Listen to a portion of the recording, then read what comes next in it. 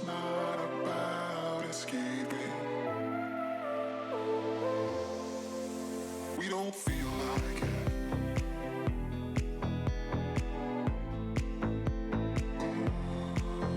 We don't feel like it.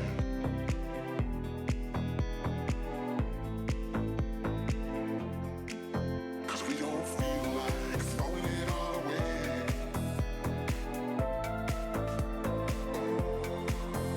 We don't feel like it.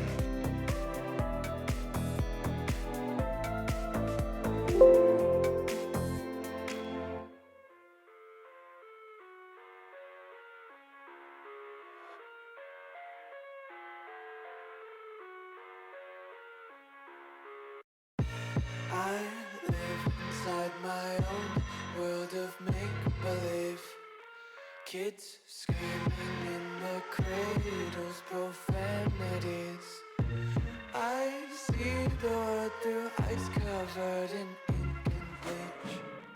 Cross out the ones who heard my cries and watched me weep.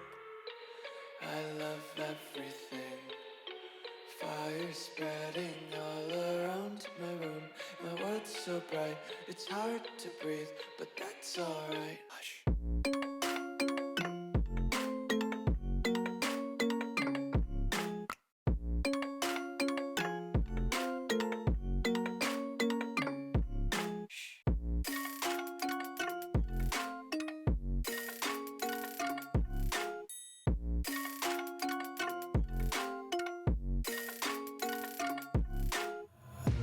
Take my eyes open to force reality. Why can't you just let me eat my weight in glee? I live inside my own world of make-believe. Kids screaming in their cradles, profanities. Some days I feel skinnier than all the other days. Sometimes I can't tell if my body belongs to me. I love everything. Fire spreading.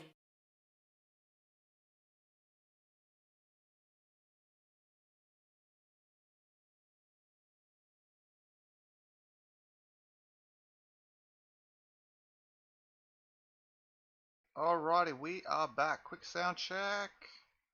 Alright, sweet. I just quickly. Alright, we are good to go. So, we are picking it up where we left off. So we've just finished testing. Now we are going to be doing logging and PSKoans. This will conclude PowerShell 101 Live until we then pick it up with PowerShell 102 Live. So what we're going to do is, this is going to be a fairly short one because I didn't want to go into too much depth. It's more just, this is more of an information, but it's still good to understand, and just a bit of, for a 101 course, it's just good to understand versus actually going in depth. 102 is, there's definitely more lectures, especially within logging. There's a lot of logging discussion, and how to actually different ways of logging using application insights and things like that, which we're not covering today because we'll be here all day. So what I need to do is I need to go 101 Live, go demos, select folder. Oh, it's opened it up in a new directory. That's fine. So we're going to go ahead and we're going to talk about quick lesson plan. So let me just go to the scene. Quick lesson plan. So what we had, well, obviously, logging 101. So we're just going to be talking about logging in Essential. We're going to be talking about PSKoans. This is really going to be used for you guys to be able to actually further your PowerShell skills. And I'm just going to kind of briefly take you guys through how to actually use it. It's very well documented, so this is a very straightforward process. And then we're just going to have a quick summary of what we went through, and then you guys can kind of go from there. So, and that will conclude the course, and we will be done. So, alrighty. So what we're going to do is obviously homework. Challenge you guys, if you're learning PowerShell, this is a really good little automation task to do. build a VM, install Windows 10 on that VM, install OBS Studio version 20 whatever, I think it's version 25 now, and then install Visual Studio Code. So that's very easy to do, but essentially it should be a very easy project for you guys to kind of get going quickly. PowerShell Logging 101.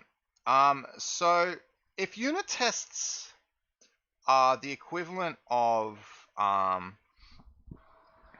if unit tests are the equivalent of testing your code beforehand, logging really is your running and is really used for your running during and after code.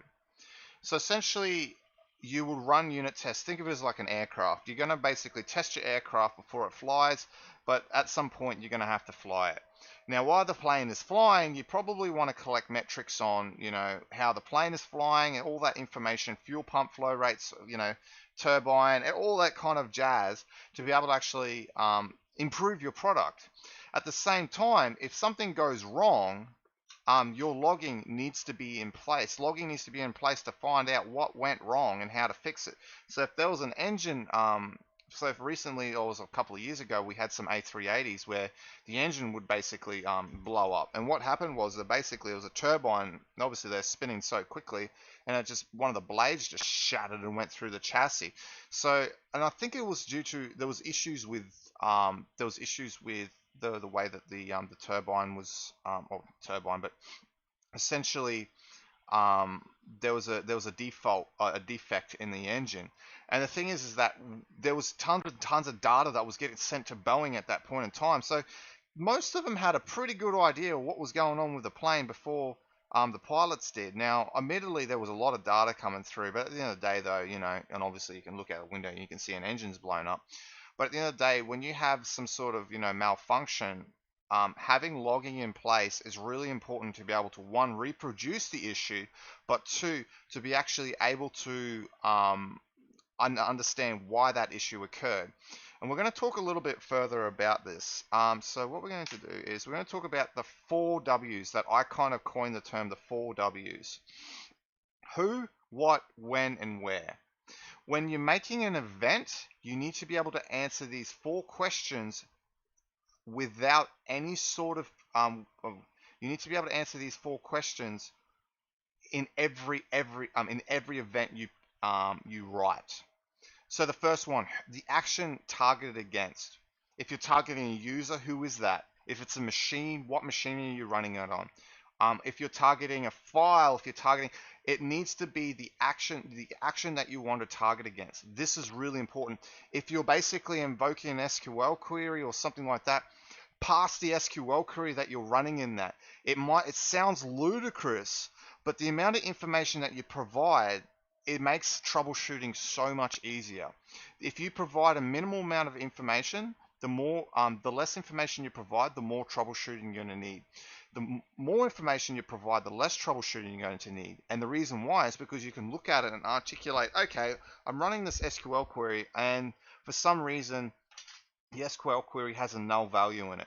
Well, that's probably going to be something going on further up. So you can actually start, okay, this is returned a null value. Why has it done that? Okay, this user has a null value in the Active Directory field.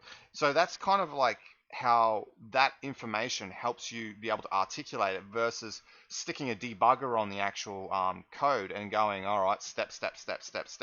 So it's really, really important to be able to articulate who, what. So what is essentially the action that's being performed. If you're invoking an SQL query, you'll say I'm running an SQL query. If you're creating a user, if you're querying, you put that information in there. It's really, really, really helpful. When is obviously incredibly important. Having a date time can help you understand why something is happening as well. So essentially, a date time could be, let's say you have this big, a ton of errors in your code, and the reason why is because for some there was scheduled maintenance for that specific piece of that server, and then basically, obviously, the automation failed because of that server was offline. Where the location. So think of it as if you're writing your code, it's this specific function. So if you've got, if you've got a function to do math, for example, in the previous lesson, you would have the function do math in where. So it helps you quickly go, okay, it's in this function, quickly go over there and sort that out. So that's basically the 4Ws. Now, one of the things you're probably wondering is, why didn't I mention why?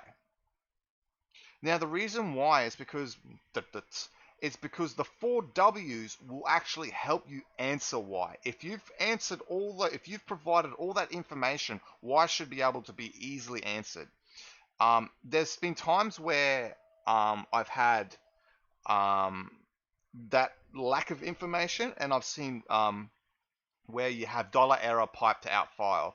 That is not logging. If you're just logging, capturing errors, and you can't see control flow, execution flow, you are pretty much flying blind. Okay, yes, we know that it's essentially, we know the plane hit the ground, but we don't know why it's hit the ground. And that's really the important thing. These help you articulate why, and why is the most important thing.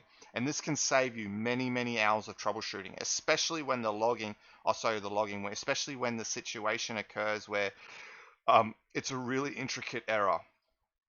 So logging is always used to complement your testing. It's very, very important. Now let's just jump into some demos. I've just got some basic demos so you can kind of see what's going on there. So let's go ahead and do that. So this is just a quick demo that I wrote of a good example of logging. Good example of logging using the 4Ws. So here we have a function called update log. Essentially, update log writes all the necessary information about an event to a text file. That's all it does. Now, this function is actually automatically appending some information to that event so that you don't actually have to do it. So the things like where, the function, so you can specify the function, where, the date, and then it basically adds all the other supplemental information. Now you can also see here we've got a type, and I want to kind of quickly briefly talk about types. Okay, so essentially type. So with type, you might want to actually have you might want to specify specific elements of information within specific areas. So a good example is, let me just see if I thought I wrote this.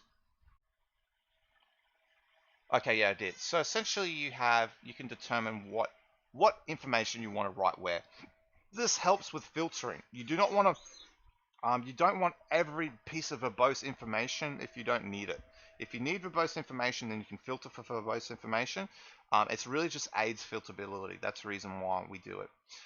It also helps you quickly find stuff as well. So for example, we have error. So obviously for errors, information, that's generic log event. So that's just generic information that you want to log. That's important. So when I'm logging information like that, I'll actually log all the script parameters that were called, so that all that information is captured, so I can replay the script if I need. You can information is, accessing this file, processing this user. Now you're not going to write in there, creating this user, doing this, and doing this. That's not information. That's verbose. So that's when there's more information need to be added. So that's where verbose really comes down to it. Warnings are exactly what they look like. They're basically warnings. So essentially, it just needs to be what the user is aware of. And then finally, debug. Debug is really where you want to print that real verbose information out. So if you've got, I'm invoking this SQL query. Here's the SQL query command. Sorry. That's what would be doing there. So essentially, that's basically using type. Type is really important, especially to be able to aid with filtering. So here you can see I've just got, so it's a basic function. It's just adding some content to a file, and then we're just doing some string formatting. Now this is just some pseudocode, so I'm just going to go through and step through this code so you guys can get a bit of an idea of what we're doing. So we've got this function called new user. We've got a parameter, and in this logging, we can use splatting. So essentially, you can splat your logs in. So here, what I'm doing is I'm going to cover the who and the what. The when and the where is going to be covered by the function. So essentially we've got, in this instance, I'm just splatting it in. So I've got the context, I'm processing this user who we're processing, and then basically where we've got the where, which is the function, and then the type, I'm just going to pass information into it. We're going to call it, and then we're good. Now, let's say we've got another situation. Let's just take the following same commandlet. We're just going to do the same thing. And this is something that's really, really quite cool, is that you can actually you can log your errors. Now, logging an error correctly saves you a headache. Now, this is just a bit of a pseudocode, so I'm just using the error message itself. But you can pass the entire error object and just serialize that in if you really choose to. It's really up to you. So we're just going to pass a new AD user, and then basically we're going to go update. An error has occurred, and you can see here I'm passing the message, I'm passing the type error, and then I'm passing the new the new user. Now I know that this is an error because, and I know it's for this specific user because earlier I've basically specified I'm processing this user. So that's basically how I know it's that user, because it's the parent processing item. It's also the parent log entry is saying processing this user, and that's pretty much it. So what I'm going to quickly do is I'm just going to quickly go AFK for a few moments. I just need to go to the gentleman's. I'm going to be back in about 2 minutes.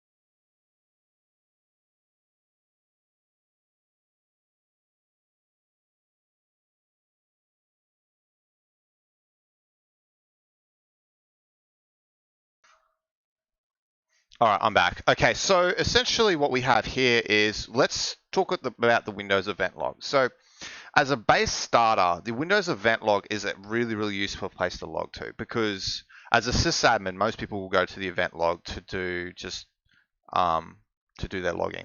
The only caveat is that it's not supported within PowerShell core. So what you need to do is you need to be able to actually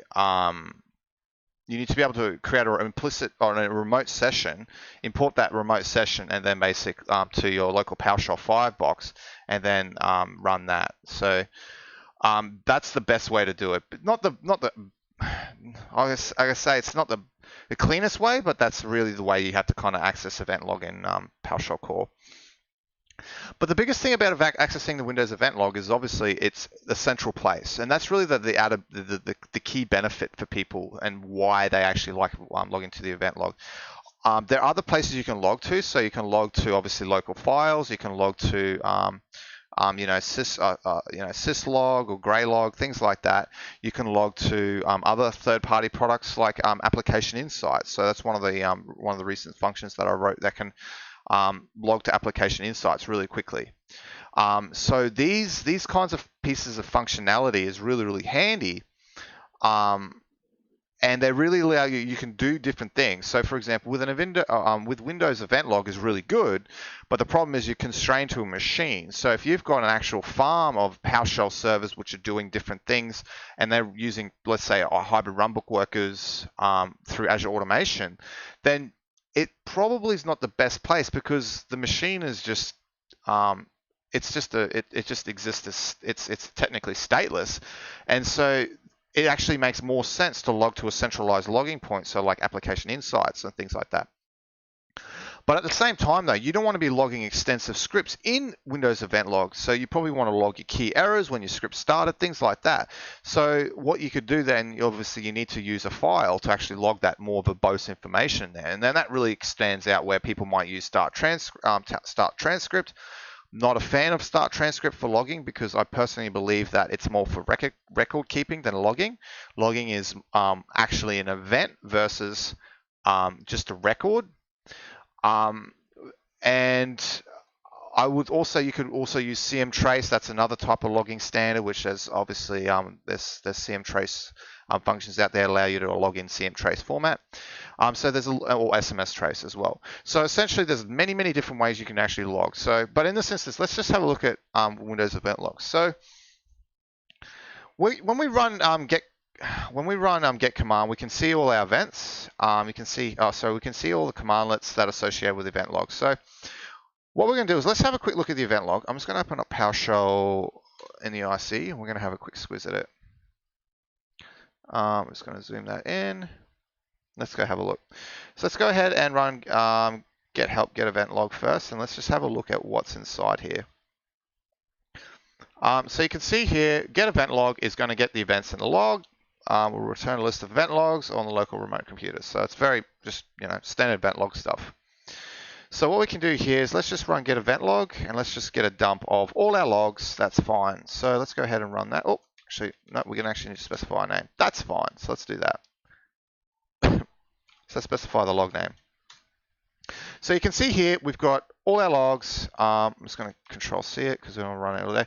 You can see there's a whole bunch of different logs, and we've just got this from the information log. Also, the application log from our event log. That's pretty straightforward.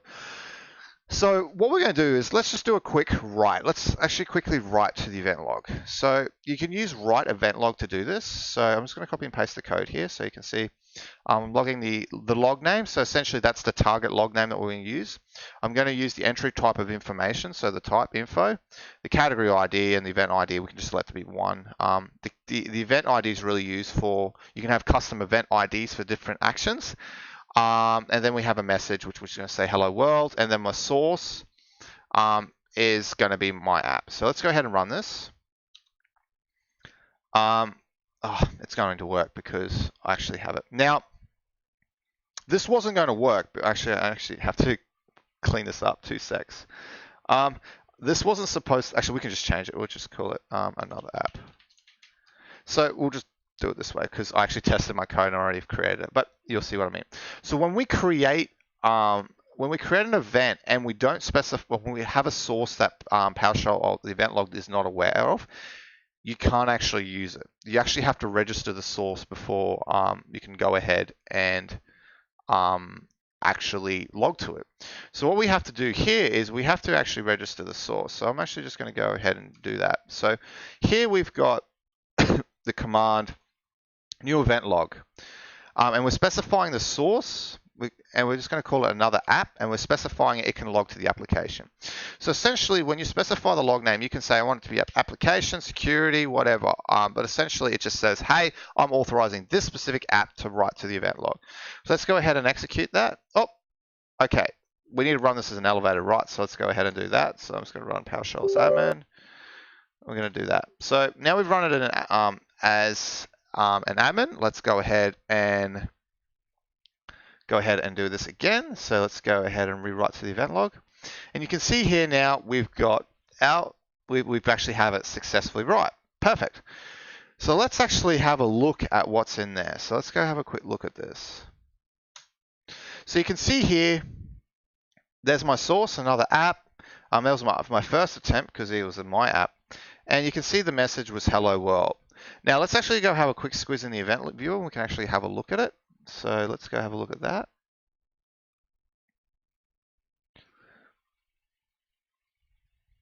Wait for it to come back. And you can see here, here's my app. Hello world and hello world. Let's write, okay, so let's go one step further. Let's actually write an error. So let's go and write an entry type. Let's change this to, is it an error or is it critical? It's an error. Let's make it an error. Let's make an error. So let's go ahead and go, I'm an error. So let's go ahead and do that. And you can see now if we refresh this, we're going to get an error in the event log. So hello, this is an error. Fantastic. And that's basically that. Like that's how we can log to the event log. It's super simple. It's really easy to use. Highly recommend if you need to log somewhere, at least log to the event log. That's always a good start to go from. So if you have any questions, flick them through. And we'll go from there. So that's pretty much that for logging. I just wanted to really make sure you guys were aware of the 4 Ws. When you're writing your logs, think about using the 4 Ws. Okay. So finally, the final segment the segment of this course is we're going to basically be looking at how you can get better at PowerShell. And so essentially, we're going to be using PSKoans.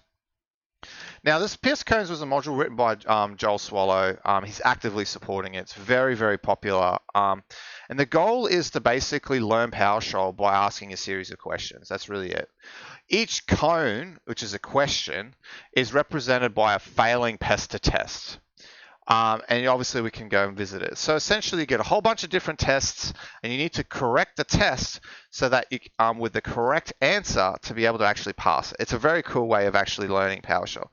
So let's go ahead and go have a quick look at it. So you can go ahead and download it. It's on the PowerShell store. It's on the PowerShell gallery, sorry. So you can go ahead and do that. We'll just quickly go and have a look. So essentially, add Adilio's excellent logo. Oh, I love that. So essentially, it's very, very easy to follow. So you can see here we can install a package provider if you're if you've never installed PowerShell modules, you might need to install PowerShell package provider. We don't need to do that. We're going to need to install clones. So we're going to install PSKoans. So let's go ahead and do that. So let's go ahead and run install PSKoans. It's running.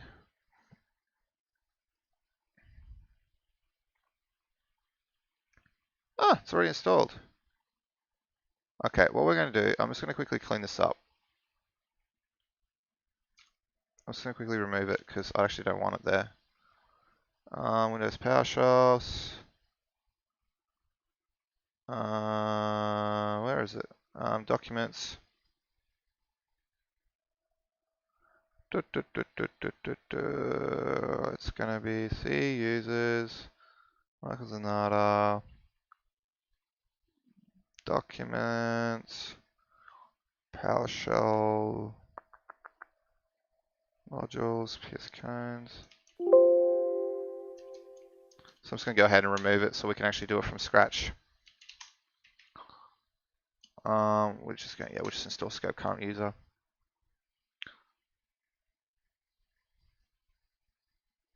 We're just going to be scope current user, so that's fine. So essentially it's been installed. So let's go and hit it up. So installed it, and we can use show karma to show start our journey towards PowerShell enlightenment. So let's go ahead and run show karma. I'm just going to get this out of the way. Okay, and you can see here we've got a fair few things we need to actually do. So we've got describing equality has damaged your karma. You have not reached enlightenment. The answers you seek. Please meditate on the following code. Okay, so we need to actually go there. So let's go ahead and have a look at us about assertions. So essentially, it's just they're all just pester tests. So you can see here they're all just pester tests. So what we can do now is let's actually go ahead and open this directory path.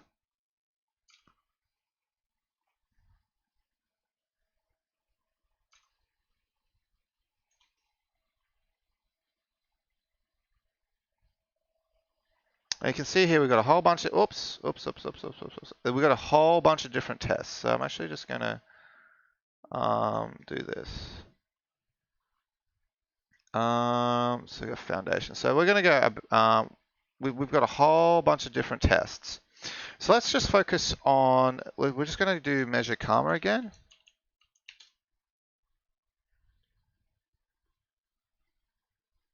And so we're going to basically work through this, and we're actually going to work, and we're going to actually make some changes. So we are going to need to describe equality. So that's our first one. So where's that one? That is about assertions. So we need to go have a look at our assertions. So let's go have a look. So let's just clear this, bring this down, pull that down. Okay, so getting started. The PowerShell Cones are a series of exercises that are designed to get you familiar with PowerShell. By the time you're done, you'll have a basic understanding of the syntax of PowerShell and learn a little bit more about scripting in general. This is where the fun begins. Each cone is an example designed to teach you a lesson about PowerShell. If you execute the program defined in this project, you'll get a message about that cone below has failed. Your job is to fill in the blanks, the dot and dot, fill me in to make it pass. Once you've made the change, rerun the program again to make sure the cone passes and continue to the next failing cone. With each passing cone, you'll learn more about PowerShell and add a weapon to your PowerShell scripting arsenal. All right. So this is equality. So it's a simple comparison. Some truths are absolute. So should be true. So we're doing a string test. So we're going to just basically change that. So it's true, should be true. So let's just go ahead and run that. Yep. Demands. Oh, it's going to create a run launch. And we're going just to save that so I can actually run it. Let's measure karma. And you can see here we've completed that specific test. So let's go and check the next one. Expects you to fill in the values. Should be 1 plus 2. So if we're taking 1 plus 2, it should be 3, should be 1 plus 2. And something plus 5 is equal to 10. Should be true. So we're going to say that that's 5. So let's go ahead and measure our karma again. Yep, so we got 3 out of the 4. Sets the expectations. Many roads converge, but yet some paths are less clear. So what are we going to do here? Let's do expected value is 1 plus 1, so that's going to be 2. Actual value is 2. So you got here expected value is equal to actual value. So we should say that. So let's go ahead and run measure karma. All right, so we've actually completed this one. So now it wants us to do about variables. So let's go and have a look at about variables. So let's go have a look at about variables. PowerShell variables are defined with a $sign with some text or numbers. Special characters are allowed in the variable names like underscores. PowerShell Best Practice and Style Guide recommends Pascal case for variable names when writing in PowerShell code. Pascal's case, FYI, is capital like this. It always starts with a capital. Variables can store any object, value, or collection of objects in PowerShell. So let's look at variable assignment. It gives a name to a value or an object. So value equals 50 should be true. Should be greeting. Set variable greeting to value hello. So the value variable here, value is equal to 50, should be true.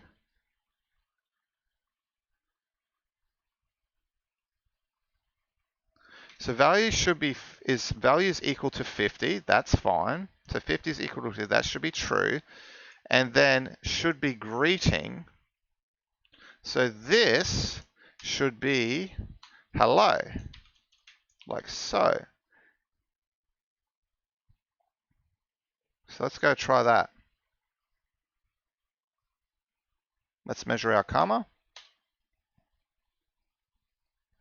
Yep, we've completed it. Perfect. So PowerShell variables will infer that the data type is the data type where possible for int. Will infer that the data type where possible, for example, int for whole numbers, double for decimals and fractions, and string for text. Infers types of its own. Number. Number should be type int. Can directly compare types. So number is int should be true. Number should be type int. Like so. So let's just measure karma for a sec. So actually no, we will finish this. Every worthwhile step is uphill. Expected type. So accepted type should potentially be string. Now when we run get type, that is a string. So what we can do here, before we do that, let's run get type. So we go a, and then we can go a.get type. Oh, actually it might not. It actually might be, it's going to be type string. So we can actually just say string, like so. So let's give this a go and see if this works. Let's measure our karma. And you can see here we've passed 3. What is it, up to line 59? Okay, cool. So we've passed this test. Cool.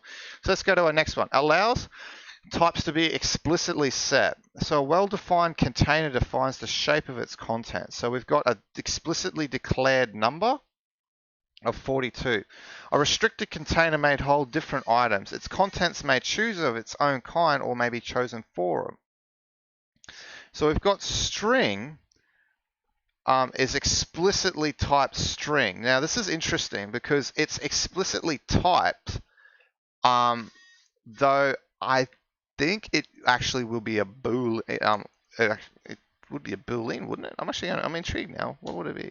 No, get member. I just wanted to see what it is. It is type string. So what it's actually doing here is it's explicitly casting the boolean true as a string. So we can say string is type string, like so, and we can say integer or number is type int. So let's go ahead and measure our karma. So that's 3 out of 6. We'll just clear it. Oops. Whoops. Clear that. Measure karma. Yeah, okay, we passed that one. So let's go to our next one. Distinguishes between types of numbers. So there are many types of numbers in PowerShell, but the basics are int and double for integers and floating point numbers. So integer, not integer. So what would this be? If it's that, it's going to be a double. So if we change that, it'll be a double. So let's go ahead and measure our karma. It'll be 5 out of 6. Yep. Allows you to declare constant variables. So we've got set variables constant, value 25. Option constant. Now when you're just declaring a constant, remember a constant cannot be changed. It will always remain the same. So constant should throw. So it should throw by us commenting this line out because it needs to throw. That's PS script analyzer whinging. Contrast to read-only variables, which can be later removed.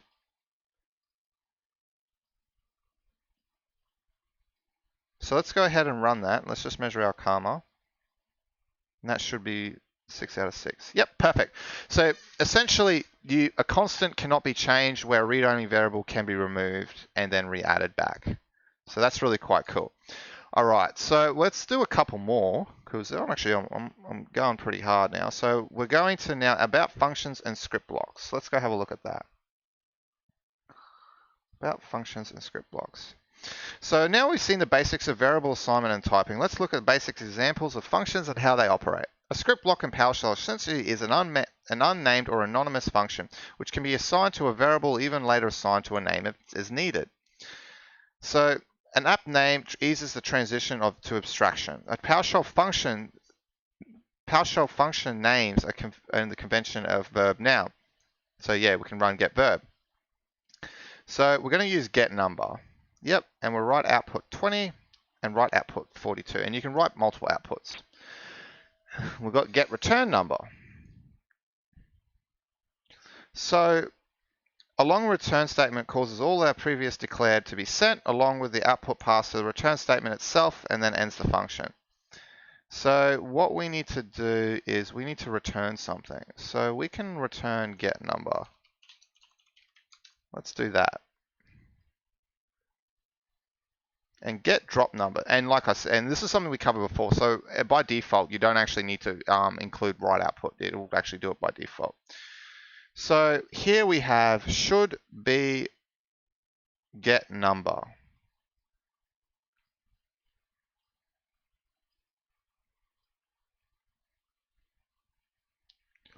So this will probably be 20 and 42 should be get number. And get return number should be 13.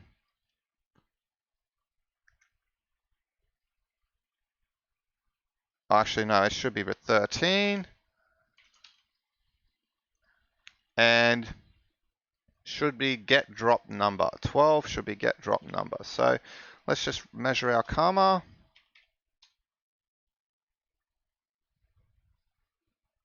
Yep, we've passed the first one. Remember, the first one had multiple write outputs, and therefore we can return that. So that's cool. All right, it can accept parameters. So obviously we've covered parameters. You can use args, and we can use other things as well. So values supplied by spaces without parentheses. Okay, so add things 7 should be 7, 2. So this should be 2. Strings add differently than numbers. 3 should be that. The road to mastery is traveled with many sore steps. So we're going to add numbers. Yep. So add numbers 1 and 2.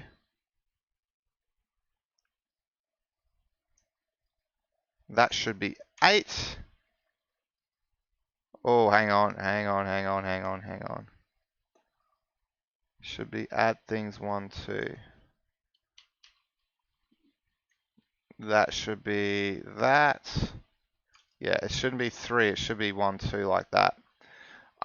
Next one is obviously numbers. We can add numbers. So add numbers. Return. What's 31 minus 15? After the calculator, because I can't be bothered. 31 minus 15 is 16. So if we go 15 plus 16, should be 31. Add numbers. Yep, when values pass, yep. So it's just passing parentheses. So let's go ahead and measure our comma. Hopefully we're 2 for 4. Oh, we're not. Okay, line 65 is not right. Should be.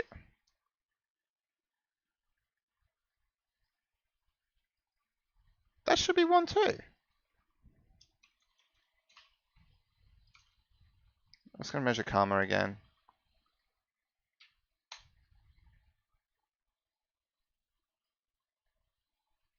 Why is that not working? Should be add things 1, 2. Look at add things. It's plus that. It's concatenation of that and that. So if we run add things,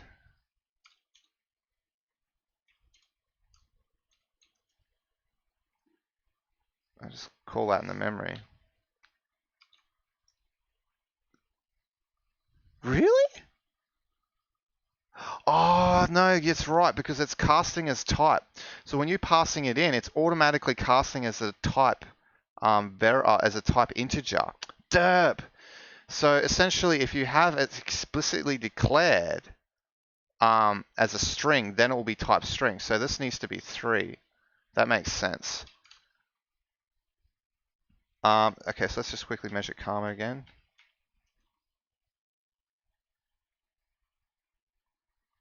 Okay.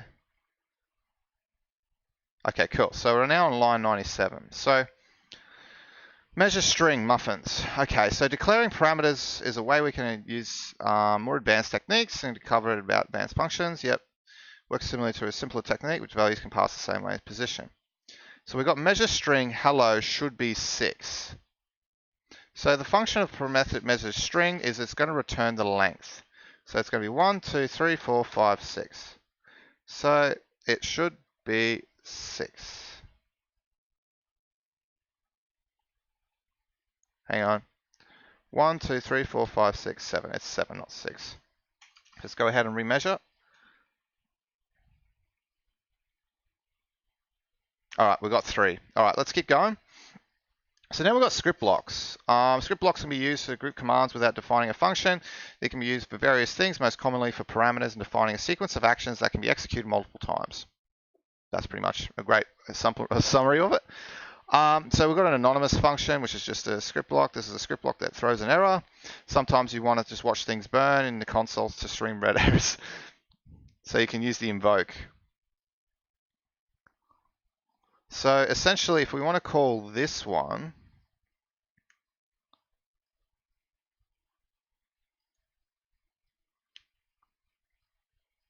try appending the dot invoke. Okay, so we're going to dot invoke like so. So let's go ahead and run.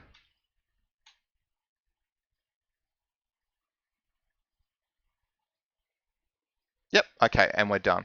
All right, so I think I'm going to leave it there for today. I might actually do some PSKoans on a Saturday for an hour because it's always good. And yeah, we'll leave it there for today. Actually, no, I've got to do the summary. I totally forgot about that. So the next thing we kind of quickly do is the summary. So we've completed the PowerShell 101 live series. So we're just going to have a quick look at the summary. We'll just quickly go through what we've done. So obviously we've done a bit of an introduction about PowerShell, the advantages of PowerShell, how much, obviously doubling your salary, really cool things about PowerShell. We've explored object-oriented programming. We've looked at objects, PowerShell objects, things like that. We've looked at filtering in PowerShell, looping in PowerShell, scripting, so just basically writing basic scripts in PowerShell. We've done debugging, so looking at how to debug in the ISE and within Visual Studio Code. We've also looked about how to get around in PowerShell to make it a bit easier for you guys to be able to actually get around. We've also looked at the internet in PowerShell, functions and advanced functions in PowerShell. So that was really very interesting, so you guys can understand how to use functions and advanced functions. How to basically use the internet in PowerShell. We've also covered testing, logging, and we've done PSKoans. So that is pretty much it in terms of the